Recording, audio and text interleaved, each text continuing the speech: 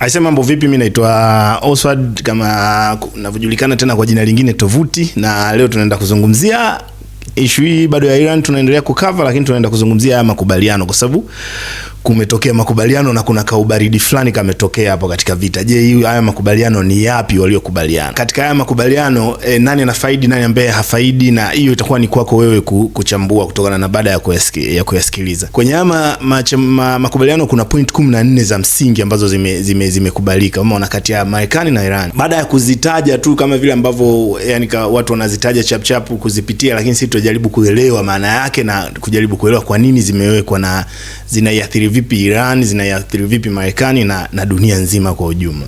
Kwa ndo section ya leo tutazungumzia hiyo kitu.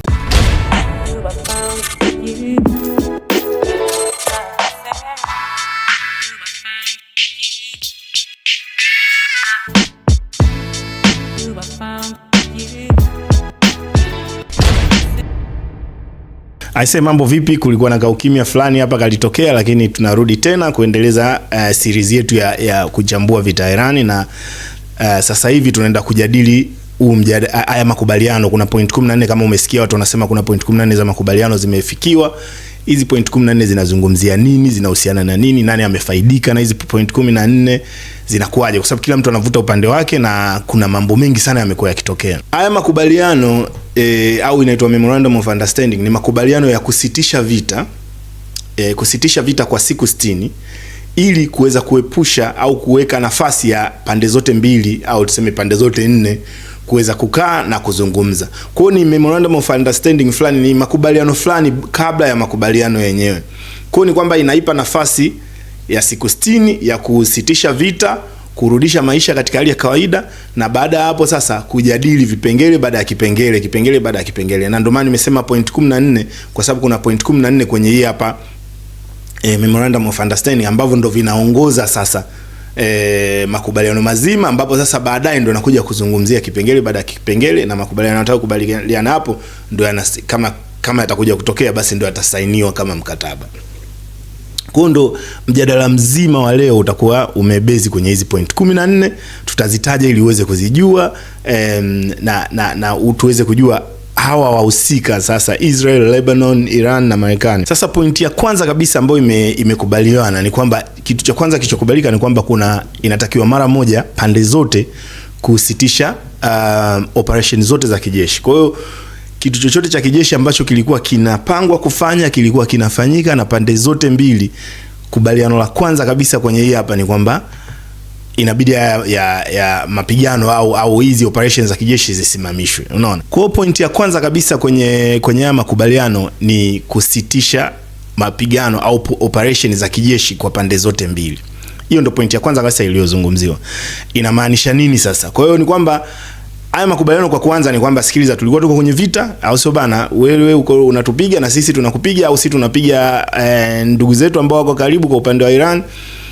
Kubaliano la kwanza kabisa, kabla ya yote tusitishe haya mapigano. Kwa hiyo ina maana kwamba hatua ya kwanza kabisa inaanza kutaka pande zote mbili zisitishe mapigano, zisitishe mashambulizi yote ya kijeshi ambayo yalikuwepo yanaendelea. Na hii hapa sasa faida yake ni nini kwa hii hatua kama ya kwanza? Hii hatua ni kwamba inaruhusu sasa kuwapa watu nafasi ya sasa kukaa kwenye meza, kwa sababu inakuwa ni vigumu kusema utafanya makubaliano au majadiliano wakati mnaendelea kupigana.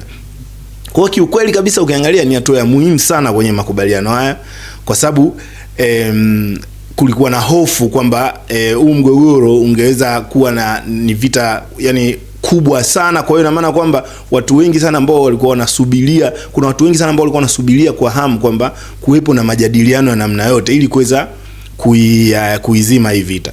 Kwa hiyo hii hatua ya kwanza ni kwamba ni hatua nzuri ya kwamba namba moja tusitishe makubaliano ili tuweze kukaa kwenye meza na kuongea. Kwa sababu kabla ya hapo maongezi yaliyokuwepo ni kwamba watu walikuwa wanaongea kwa mabomu. Huyu anatupa bomu, huyu anatupa bomu, kwa hiyo majibizano yalikuwa kwa mabomu. Sasa kitu ambacho kinaandaliwa kutokana na hii point ya kwanza ni kuandaa dialogue, kwamba tukae chini tuongee, tuache haya mabomu, tuache hivi vita. Unaona? Kwa hiyo na wakati wa vita tukiwa kuishi kwa hofu na nini, kila mtu anajua kwamba anasikilizwa. Kondo point ya kwanza ambayo imepitishwa na huu makubaliano haya ambayo inaitwa ni Memorandum of Understanding. Sasa ili tuweze kuelewa hii katika hii point ya kwanza, lazima kuna swali la kujiuliza. Je, hizi pande zote zitaheshimu hii ahadi?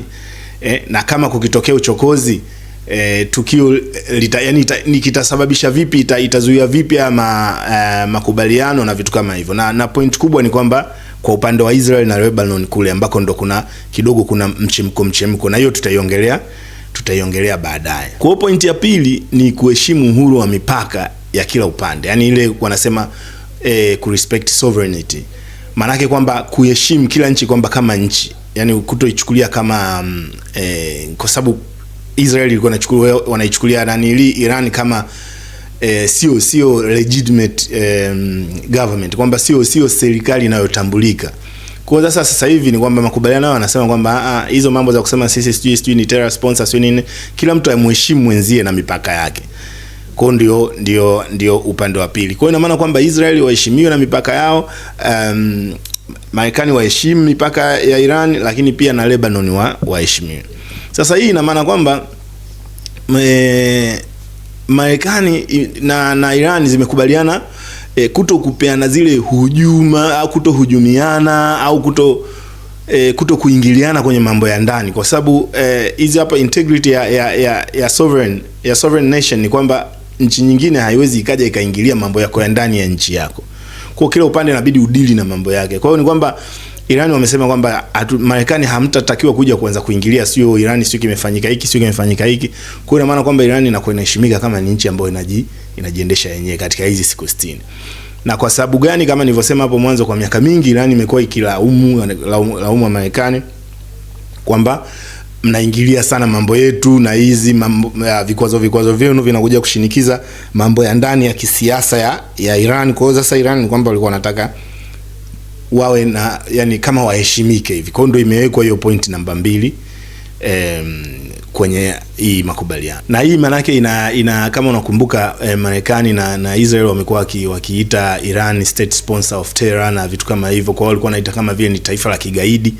Kwa hii hapa point ndio inasema kwamba bana, hiyo mambo achaneni nayo kila kitu, yani nyie heshimu kwamba sisi ni nchi kama nchi, umeona, waache kuzungumzia au makundi mbalimbali ambao walikuwa wanasema kwamba Iran inaunga mkono kama Hezbollah na Houthis na nini. Kwa katika hiki kipengele inajaribu kuonyesha kuwa Iran inataka Israeli na Marekani wa commit kuonyesha kwamba hawana mpango wa kuivuruga au kuivuruga Iran na ile katika siasa zake za ndani. Kwa hiyo pointi ya tatu ni imezungumzia kuhusu muda. Kwa hiyo kwamba haya mazungumzo au Memorandum of Understanding inachukua siku 60.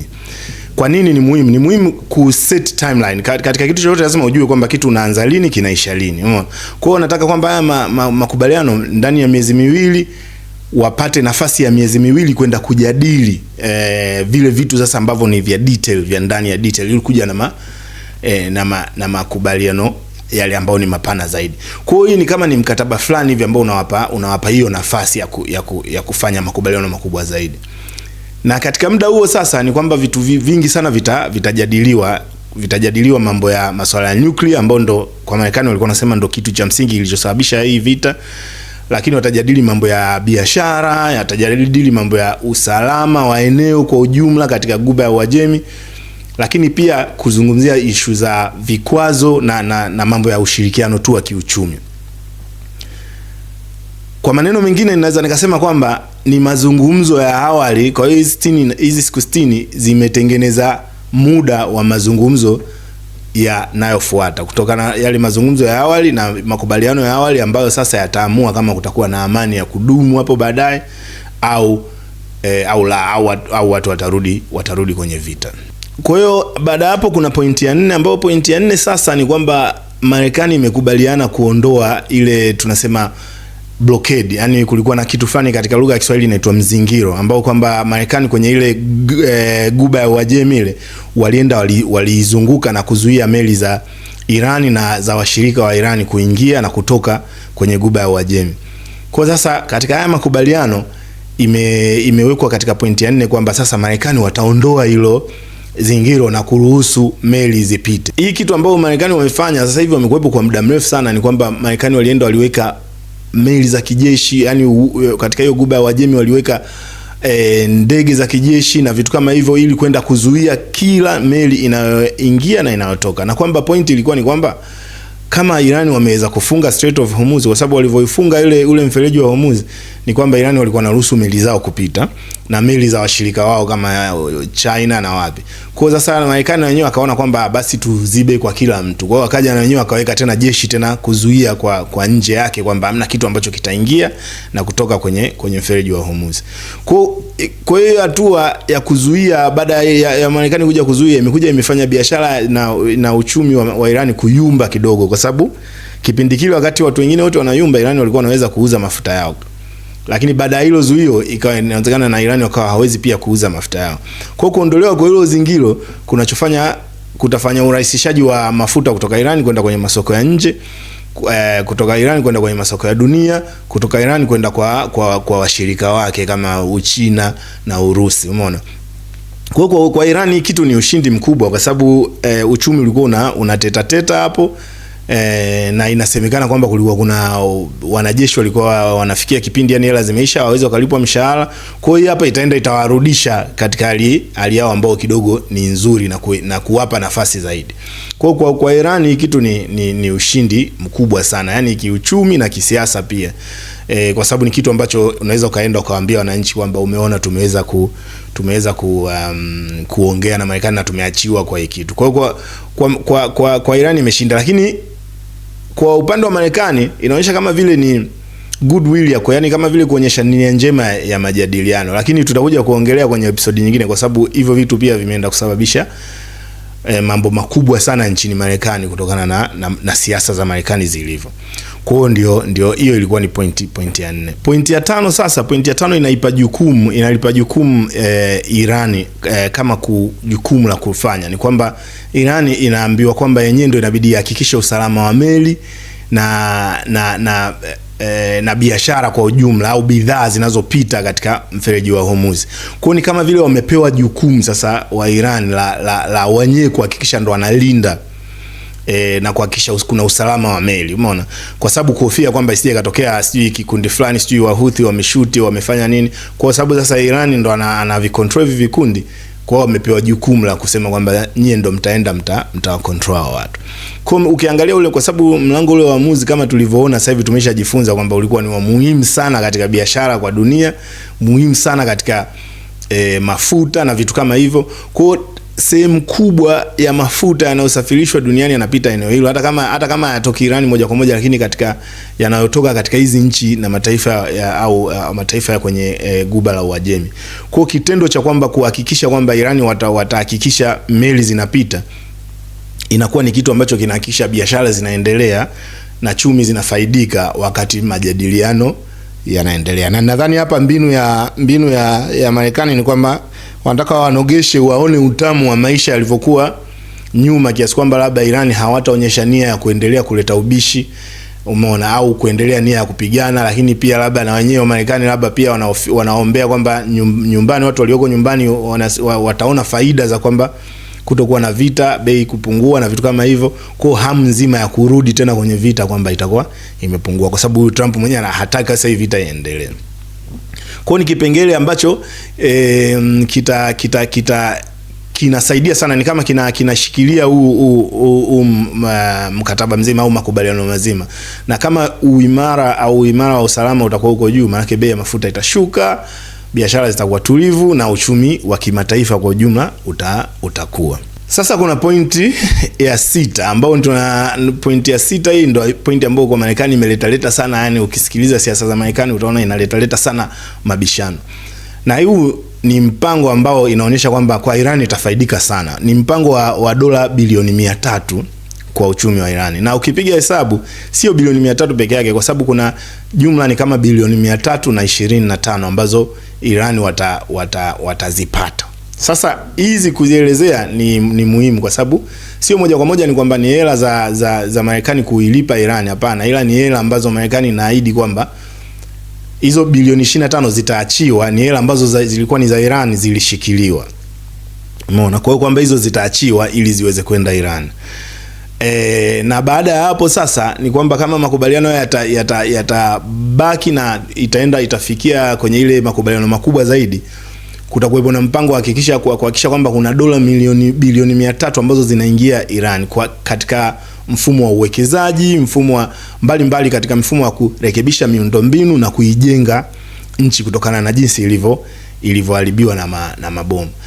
Na hii ndio point ambao watu wengi, kama nilivyosema, watu wengi sana pande zote watu wanaijadili sana, kwa sababu kwa upande wa Marekani ambao wanaipinga hii serikali ambayo ipo Marekani, hii point ndio wameichukulia, yani wanaisimamia. Lakini pia hata watu ambao wako ndani ya chama cha Republican Party wameisimamia, wanaona kama hii point kama vile Trump amewatelekeza kwenye hii kitu, umeona. Kwa hiyo makubaliano mengi yanakuwa yanazungumzia hii bilioni 300 inatoka wapi, na unakutana na watu wengi ambao ni wachambuzi wanajaribu kuelezea kwa nini hii hela sio yetu, hela ni ya kwao, hela sio ni ya nani, ya wawekezaji. Lakini pia kwenye hii mpango wa bilioni 300 ni kwamba inaonyesha kwamba serikali ndio itawezesha pia hadi makampuni binafsi yaende kuwekeza nchini Iran. Na kama nilivyosema, hizo fedha zinategemewa kwenda kuwekezwa kwenye miundombinu, viwanda, nishati, teknolojia, afya na mambo mengine. Lakini watu wanajua, ambao ni critics, wanasema je, hazitaenda kutengeneza mabomu ya nuclear? Je, zitaweza kutumika kwenda kutengeneza mabomu mengine, missiles, yale mabomu makubwa, mabomu ya masafa ya mbali? Kwa hiyo ndo mjadala mkubwa uko hapo. Lakini Iran ambayo sasa imekuwa na vikwazo kwa muda mrefu, kwa sababu Iran imekuwa na vikwazo kwa muda mrefu sana, miaka mingi sana. Hii hapa ni kitu, yani inaweza kuwa, yani ni kitu ambacho kinaweza kikaukuza sana uchumi wa Iran. Kwa hiyo ni kitu fulani ambacho kwa Iran ni kitu ambacho kama wameshinda, yani kwa asilimia kubwa, kama hii kitu itakuwepo na itakuwepo kwenye makubaliano yale makubwa zaidi. Lakini pia kama ni kitu ambacho itaendelea sema. Lakini watu waliopo Iran wanasema bana, hizi mambo tushafanyaga makubaliano mengi na Marekani kila miaka 4 anakuja rais mwingine akija na mipango yake mingine, anafuta makubaliano ya mwanzo.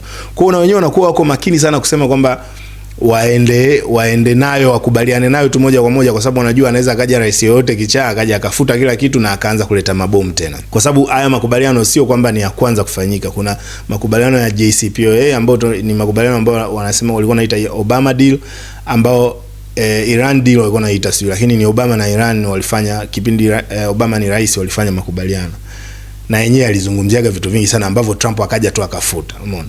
Kwa hiyo inaeleweka kwa nini wa Iran wanakuwa wako skeptical. Ukitoka hapo sasa kuna point ambayo inafuatia, ni point ya 7. Point ya 7 sasa ndo nayo ni ya muhimu sana pia kwa Iran. Naona utakuwa umegundua hapa vitu vingi viko, yani ni vizuri kwa Iran. Kwa hiyo wapo wengi sana wanaosema kwamba Iran imeshinda, yani kwa asilimia kubwa kwenye hii. Kwa sababu point ya 7 inasema kwamba inabidi vikwazo vyote ambavyo vimewekwa kwa Iran viondolewe. Unaona?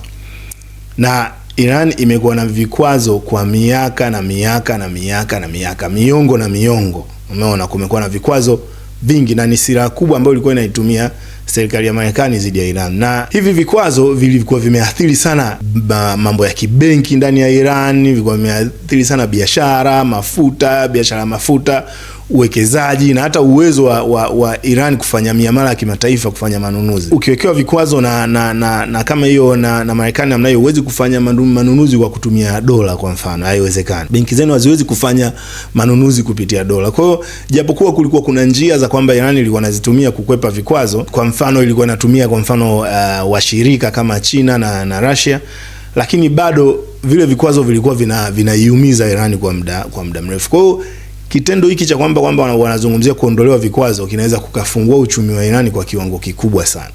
Kwa sababu Iran tunajua ina mafuta mengi na ina kila sababu ya kuweza kuendelea na kuwa taifa kubwa sana. Kwa hiyo hii kuondolewa vikwazo ni kitu ambacho itakuwa ni ya kwanza kufanyika kwa miaka na miaka, kwa sababu vikwazo vimekuwa tu vinaongezwa. Kila rais anayekuja anaongeza vikwazo vyake. Na hata Trump yeye mwenyewe aliongeza, Biden aliongeza. Kwa hiyo imekuwa ni kwamba vinaongezwa vikwazo juu ya vikwazo. Kwa hiyo akija wakifuta vyote itakuwa kama imeachia kabisa uchumi wa Iran, na kwamba uchumi wa Iran unaweza kukua kwa kasi ya ajabu. Sasa kama kawaida tunajiuliza swali, je, Iran itatimiza masharti yote yaliyowekwa kwa ajili ya vikwazo ili viondolewe? Wataweza kufanya hivyo kwa kikamilifu? Na hii kitu inaweza ikashikilia hadi siku ambapo tunasema tunaiona sasa hizo bilioni 300 zinaanza kuingia ndani ya Marekani ya Iran?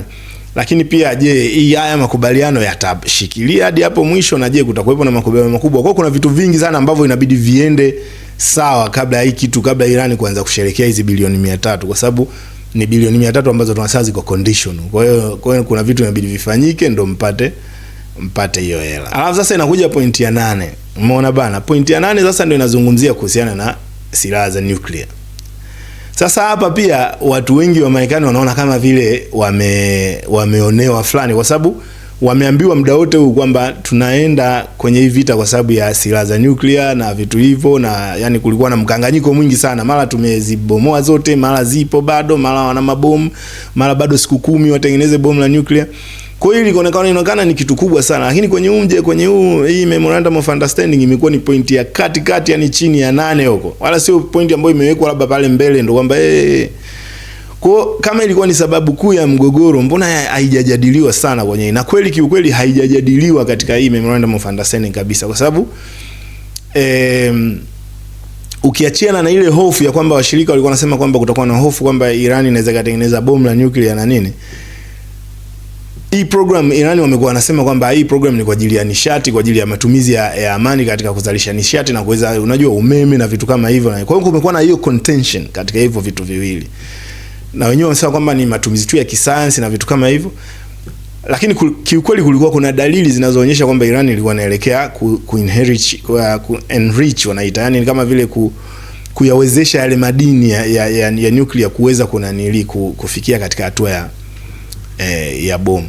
Kwa katika makubaliano haya ni kwamba imekubaliana kwamba Iran imeahidi point ya muhimu sana, imeahidi kwamba haitatengeneza wala kumiliki silaha za nuclear. Lakini hiyo kitu sio kwamba ilikuwa ipo. Kama unakumbuka huyu Khamenei ambaye amefariki, huyu kiongozi wa Iran, alishatoaga kitu kinaitwa fatwa, ambao ni kwamba ni alizuia kwamba alisema kwamba hatutakuja kutengeneza mabomu ya nuclear. Kwa hiyo hii ahadi ya kutotengeneza mabomu ya nuclear ilikuwepo toka mwanzo. Kwa issue itao kuwepo ni kwamba je, kuna kuaminiana, je tunani vipi, je itafanyika uchunguzi kuhakikisha kwamba kweli hakuna utengenezaji wa haya mabomu. Na changamoto kubwa itakuwa ni namna ya kuthibitisha. Utathibitisha vipi kwamba inatengeneza au haitengeneza, au inatelekeza au inatekeleza hiyo ahadi.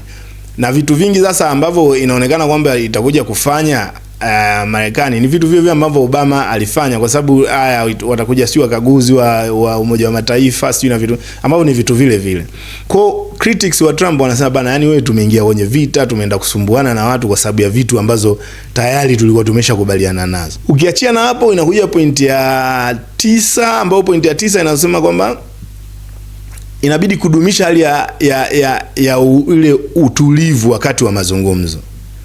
Hichi kipengele kinasema kwamba bana, yani japokuwa ndio tumeacha kupigana vita na nini, kwa hiyo wameamua waweke pia kwenye kipengele kwamba hii hali ya utulivu inabidi tuiendeleze. Umeona? Hakuna upande ambao unatakiwa ufanye jambo lolote lile ambalo linaweza likavuruga mazungumzo. Kwa hiyo hiyo imewekwa kwenye makubaliano kwamba bana, makubaliano ni kwamba hakuna chokochoko, yani. Umeona? Kwa hiyo sio kaleta wewe chokochoko na sisi tusije tukaleta chokochoko na tukavuruga haya maongezi. Inazungumzia pia kwamba yani kwamba Iran wajaribu kuwa control hawa watu ambao wana tuseme hawa Hezbollah, hivi vikundi ambavyo viko chini ya Iran. Kwa hiyo inabidi kuhakikisha kwamba yani hakuna hivyo vitu vya chokochoko vya kusema kwamba okay, labda sio hawa wamezingua na huku wamezingua, sio labda Iran wameenda wanaanza kujaribu kuchimba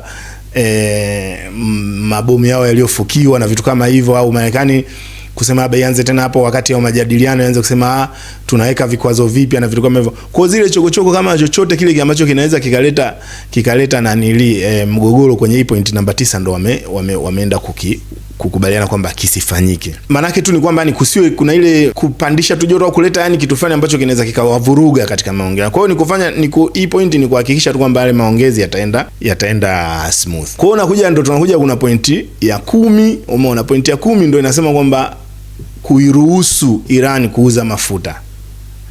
Na hii ni pointi ya muhimu sana kwa Iran, sana kwa Iran, kwa sababu sasa hivi wataruhusiwa kuuza mafuta kama ambavyo nchi nyingine zote ambazo zinazalisha mafuta zimekuwa zikiuza. Ambao ni kwamba Iran ilikuwa na meli nyingi sana ziko baharini tu zina mafuta kibao, ambao yani tayari yanaweza tu yakaenda yakauzwa. Hayo mafuta yalikuwa yanawekwa kwenye meli ambazo zinawekwa tunasema unflagged, yani zinaonekana hazieleweki hata zinakotokea. ambazo ilikuwa inabidi wauze kisirisiri, lakini sasa hivi kwamba inaweza kaenda ikauza vizuri, na Iran ina akiba kubwa sana ya mafuta duniani. Kwa hiyo hii ni kitu ambacho kiuchumi itaisaidia sana Iran. Na ni point ambayo watu wanaona kwamba Iran kwenye haya makubaliano kiukweli Iran imeshinda kwa asilimia kubwa. Kwa sababu point nyingi ukiona ni kwamba zinaenda kuiwezesha Iran. Kwa hiyo wa Iran wenyewe hata sasa hivi na hakika yani kwa waliko wanasabana tumewaweza, umeona. Sasa kwa sababu kuna vikwazo, hadi sasa hivi kuna vikwazo, hizi meli ambazo zilikuwepo ziko baharini na wapi zina vikwazo. Hii point imeitaka Marekani kuviondoa chap ili kuweza kuwapa uhuru wa kuuza mafuta kwa kiwango kikubwa, na hiyo ambao kitu ambao tunasema kwamba itaiongezea mapato sana Iran. Lakini wale ambao ni critics sasa, au ambao wako ndani ya chama cha Trump na wengine ambao wako huko Marekani na wapi na Waisraeli wanasema kwamba bwana, hii sasa itaenda kuwezesha, watapata hela zaidi ya kwenda kuwawezesha zaidi hao wapiganaji wao na kuwezesha ugaidi na vitu kama hivyo. Kwa hiyo kila upande huko yani kuna sehemu unavutia, lakini mwisho wa siku ndo makubaliano yameweka hivyo. Lakini pia hii kitu inaweza kusaidia kuimarisha sarafu ya Iran, na pia kuiwezesha serikali au kupitia benki yao ya Iran kuweza kupata hela nyingi ambazo zilikuwa zimekwama, za tayari ziko nje ya nchi zimekwama, zitaingia ndani ya uchumi, ya mzunguko wa uchumi wa Iran. Lakini pia mafuta na nini, kwamba kama kweli Iran wakiachiwa kwa uhuru kusambaza mafuta kwa uhuru, kwa sababu kumbuka walikuwa wamebanwa, mafuta yao yalikuwa hayaingii kwenye soko la dunia. Kwa hiyo yakiweza kuingia kwa uhuru yataongeza uzalishaji, yataongeza usambazaji wa mafuta na hivyo kufanya bei ishuke. Kwa hiyo kuna faida nyingi sana za kiuchumi ambazo ukiangalia kwa haraka inaonekana kuna faida nyingi sana kwa dunia kwa ujumla, lakini pia kuna faida nyingi sana kwa Iran. Pointi ya 11 ndio hiyo nilisema, kama unakumbuka nilitaja pale dola bilioni 300, nikasema kuna 325. Sasa kwenye hii pointi ya 11 ndio inazungumzia ile 25, kwa sababu hiyo bilioni 25 ndio hela za Iran ambazo zimezuiliwa, ambazo zimekubalika kwamba zitaachiwa na Marekani, ambazo hizo zitaachiwa yani kwamba tu ni hela za Iran zimeachiwa. Hizo hapo ni condition tu kwamba tukikubaliana makubaliano, boom, mnaachiwa bilioni 25.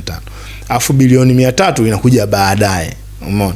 Kwa haya mabilioni ya dola ambayo yalikuwa yamezuiliwa kwenye benki mbalimbali duniani kutokana na vikwazo vya Marekani yataachiwa umeona. Kwa hiyo yani mifuko ya serikali ya Iran itakuwa imejaa mapene kibao yani, umeona. Kwa hiyo kutakuwa na hela kibao. Kumbuka na hela hizi, fikiria, kutakuwa na hizi ambazo zimekuja kama hizo kwa wingi, lakini pia na mafuta yameanza kuuzwa na nini. Kwa hiyo ni kwamba ni uchumi ambao utapata injection kubwa sana ya hela, unaona. Na yanaruhusu hizo hela kupatikana tena kwa haraka. Sio kwamba ni kitu cha ni kwamba yani wataanza kupata kipindi hiki cha siku 60. Sio kwamba kusubiria kwa hizi dola bilioni 25, siweza kusubiria hadi makubaliano makubwa yatayofika. Hizo bilioni 300 ndo zitasubiri kule, lakini hizi hapa ilikuwa zinaachiwa faster. Goni watapata mitaji na vitu kama hivyo. Itakuwa ni kitu itarahisisha sana ukuaji wa uchumi wa Iran. Umeona? Hiyo ndio ilikuwa point namba 11, na tumezungumzia kwenye hii point, tumezungumzia jinsi hela ambavyo hizi fedha zinaweza zikatumika na jinsi ambavyo hizi hela zinaweza zikasaidia. Nilizungumzia kidogo kwenye ile point ya juu kwamba zitasaidia katika mambo ya afya, mambo ya elimu, miundombinu na sekta nyingine muhimu. Lakini pia nilizungumzia hata kwenye ile point ya juu kwamba wasiwasi wa wengi ni kwamba je, hazitatumika katika mambo mengine ambayo yanaonekana kwa wao ni mambo labda nefarious, kwa mfano sijui Hezbollah, Houthi na katika kutengeneza mabomu. Hiyo kitu huwezi ukapinga, kwa sababu wakosoaji lazima watakuwepo ambao watasema namna hiyo, na inawezekana kuna ukweli, inawezekana kusiwe na ukweli. Kwa hiyo ndio ilikuwa pointi ya 11. Tumesonga sana hadi sasa hivi tuko pointi ya 11, lakini tumebakisha manaki pointi 3. Kuna pointi ya 12 ambayo ni kwamba inabidi uundwe mfumo. Wamezungumzia kwamba inabidi uundwe mfumo wa kufuatilia utekelezaji. Kwa maana makubaliano yote ambayo yatakuwa yamewekwa kati ya Iran na Marekani, inabidi kuwepo na mfumo fulani wa kufuatilia kwamba je, pande zote zinatekeleza yale mambo walioahidi. Kwa sababu duniani makubaliano mengi yamewahi fanyika, lakini haya makubaliano mengi pia yamewahi vunjika, kwa sababu yanavunjika kwa sababu ya kuanza kushutumiana kwamba wewe unafanya hivi, wewe ufanye. Kusipokuwa na mfumo mzuri wa kufuatilia utekelezaji, kila upande utaanza kulaumu upande mwingine, na haya makubaliano yatavunjika. Kwa hiyo kipengele hiki ni kama vile kinaweka utaratibu fulani hivi kwamba kila upande inabidi uhakikishe unatimiza ahadi zake. Na namna gani unatimiza ahadi zake ni kwa kufuata sasa misingi ambayo itawekwa kwa ajili ya utekelezaji. Maana yake jinsi ya kufuatilia, je, unatimiza hiki, unatimiza kile. Kwa mfano kama kwa Marekani wana tatizo moja kubwa sana ambalo ni kwamba Israel yani sijui kama watakubali kuacha kupiga Hezbollah na Lebanon na nini, kwa sababu hizi yani siasa nzima ya Netanyahu imebezi kwenye hiyo kitu. Kwa hiyo ina maana kwamba linakuwa ni jukumu la Marekani kuhakikisha kwamba bana Israel hawafanyi hiyo kitu, umeona, au the other way around, ni kwamba inakuwa ni jukumu la Iran kuhakikisha kwamba labda Hezbollah hawafanyi hiyo kitu. Kwa hiyo kuweka tu mfumo fulani hivi ambao unaweza kuwa na wataalamu wa kimataifa, kwa mfano unaweza ukawa na taasisi za ukaguzi, umeona, au vyombo vya usimamizi fulani ambavyo vinafanya kazi pamoja, na zote zinakuwa na lengo la kujenga imani kwa pande zote mbili, kwamba kila upande uwe unaamini kwamba upande mwingine unafanya kile ambacho ule upande umeahidi. Kwa hiyo kile kitu ambacho tumekubaliana kinatendeka. Hiyo inatupeleka kwenye pointi ya pili kutoka mwisho, ambayo ni pointi ya sasa, ambayo sasa inafungua sasa baada ya kujadili hivi vitu vyote. Sasa pointi ya tatu inazungumzia sasa kuanza mazungumzo na kuanza hayo makubaliano ya mwisho, ambao sasa ndio inabidi yafanyike ndani ya siku 60. Kwa hiyo hii point ndio kama vile inanyambua jinsi namna hayo mazungumzo ya mwisho yatavyokuwa. Kwa hiyo nasema kwamba baada kwenye hii point ni kwamba inazungumzia kwamba baada ya zile hatua za mwanzo zile kutekelezwa, zile ambazo tumezungumzia hapo juu, na kila kitu hadi jinsi ya kuwa na namna ya kufuatilia na nini, unaona. Kwa hiyo sasa inabidi hii point inafungua kwamba sasa maongezi rasmi yataanza. Kwa hiyo sasa ndio inabidi wataalamu kutoka Marekani labda na wataalamu kutoka Iran watakaa chini, ambapo kwa Marekani tayari Trump amemchagua huyu makamu wa rais JD Vance, ambaye ndo kama atakuwa kiongozi wa hayo mazungumzo. Na hapo sasa ndo issue ngumu zaidi zile, yani kila kitu ambacho yani ni kigumu kile ndo kitakaa kijadiliwe. Watajadili kuhusu nuclear, watajadili, yani itakuwa ni kwamba kwenda point kwa point kufuatilia kila kitu kimoja, umeona. Watajadili issue zote, na baada hapo sasa ndio inakuja sasa kukubaliana. Baada ya yale mambo magumu yakifikia, yamekubaliana, inawekwa makubaliano, inakuwa ni yale makubaliano makubwa ambayo sasa yataelekea kwenda kumaliza kabisa hii vita na kufunga mapigano.